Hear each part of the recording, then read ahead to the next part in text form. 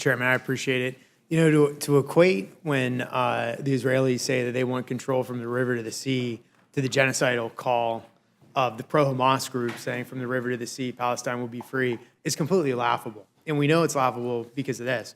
In the areas that the Israelis control now, there are Arab Israelis. In fact, 20%, roughly 20% of the population in Israel is actually Arab Israelis.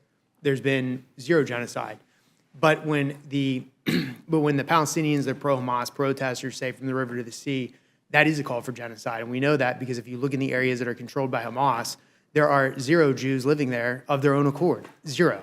The Jewish population in Gaza, minus the hostages that are still being held, are zero. So that is the difference between the two. When the two groups talk about it, one group is talking about having control, political control. The other group is talking about basically ethnic cleansing the Jews from the area. Mr. Nadler, from my understanding, your main objection to this is the IRA language. Is that correct? It's the IRA language and the provision that excludes the other two definitions that are extant. I'd also, let me just comment on one other thing, by the way. When the Palestinians use from the IRA, or rather say from the river to the sea, Palestine, that may very well be genocidal. But you can't cite as evidence that there are no Jews living in Gaza, because there were Jews in Gaza, and Prime Minister Sharon in 2005 decided to withdraw the settlements. So that was an Israeli decision. No, you're correct on that, and that worked out from what I mean. Clearly, I'm being sarcastic.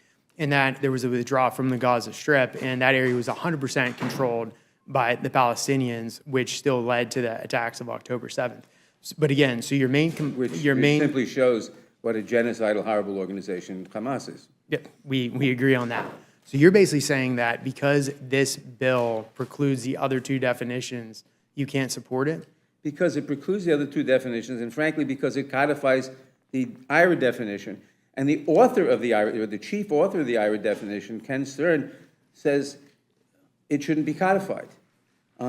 If you read the definitions, they give examples of things that could be anti-Semitic. To codify them into law is to say, as anti-Semitic, what may in some contexts be, and in some other contexts may not be. So therefore, it's inaccurate. So you would not support a bill that codified the IRA language? No. Okay. Are you aware that there was a bill in the 115th Congress called the Antisemitism Awareness Act? By which you mean the Peter Oskin bill? I don't remember who sponsored it, but I think Mr. Burgess, Chairman Burgess referred to it. Yes. Yeah. And I co-sponsored it for a reason that differs. It didn't exclude the other two definitions, and I was mistaken to do so then, in any event. Okay, so do you regret co-sponsoring Yes. that? Okay. Yes, but it was still better than the current bill because it did not include language excluding the other two definitions. Okay, but you agree that the language is roughly the same between the bill that you co-sponsored in the 115th and No, and this it one? was. It codified the IRA definition. It did not include the paragraph in this bill that says specifically you shouldn't use the other two definitions because they are harmful in some way. Do you want me to read you? I have the definitions. I can read them to you if you want. It's not the point.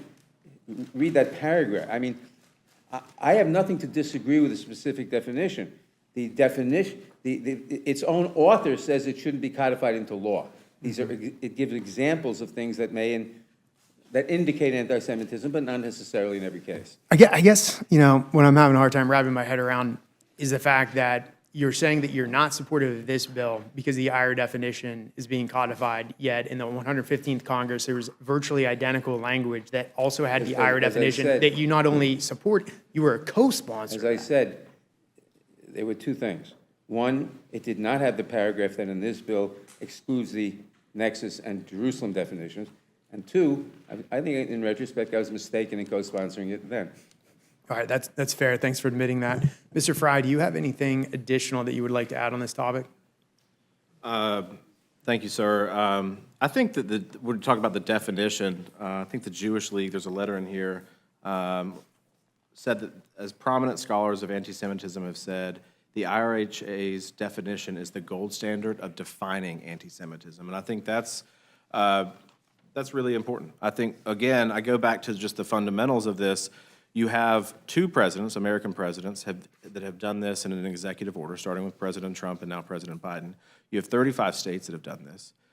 You're not seeing, in some of these states that are listed, New York, Texas, some of these states are right now what is going on these college campuses, and you're not seeing the fallout that is being predicted by the ranking member. And I think that, again, that's important. And two things in my mind, and I'm sure that Mr. Massey will have some questions on this too, but two things in my mind that strike me civil liberties. One is the text of the bill itself.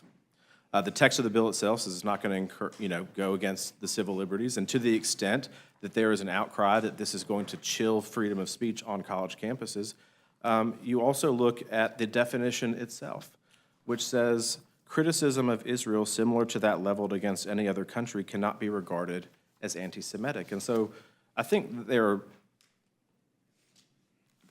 the importance of having the definition provides that clarity to an agency that, in my mind, to this point, has not provided that even hand of justice when examining these cases that are popping up on college campuses, particularly since October 7th. Yeah, I think what you can really point to for anti-Semitism is the fact that for about a decade now on college campuses, there's been a crackdown on free speech.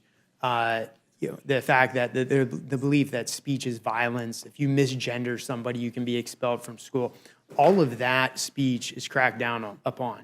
Yet the second you call for the genocide of Jews, the second that you say that you don't feel comfortable with Jews in campus, then at that point, that's when they decide that there is a First Amendment protection of freedom of speech. So the application of the freedom of speech vis-a-vis speech that they agree with, which is the woke agenda, et cetera, with these anti-Semitic remarks and the tolerance for the anti-Semitic remarks, that's what shows you the anti-Semitism of these colleges and universities, correct? 100%. I mean, look at Harvard, for God's sakes. I mean, they just, thankfully, that ship seems to be righting itself a little bit, but there's a lot of work that needs to be done. And I think, unfortunately, these administrators have propped up this this culture on their campus that it's okay if it's a certain group of people, that you could kind of target them, and it's kind of a wink, wink, nod, nod.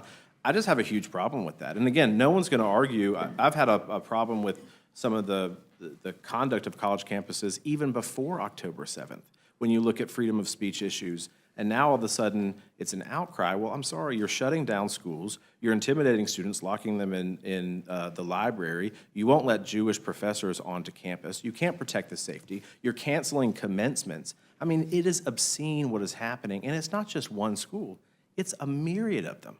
And so how do you fix that? Well, this is one way to do that, where that you provide that clarity to the Department of Education, who up to this point, at least in this administration, hasn't their investigations are still ongoing, but they need that clarity, and I think this is a way to do it. Let states lead the way. 35 of them have done this, including in mine, on a unanimous vote.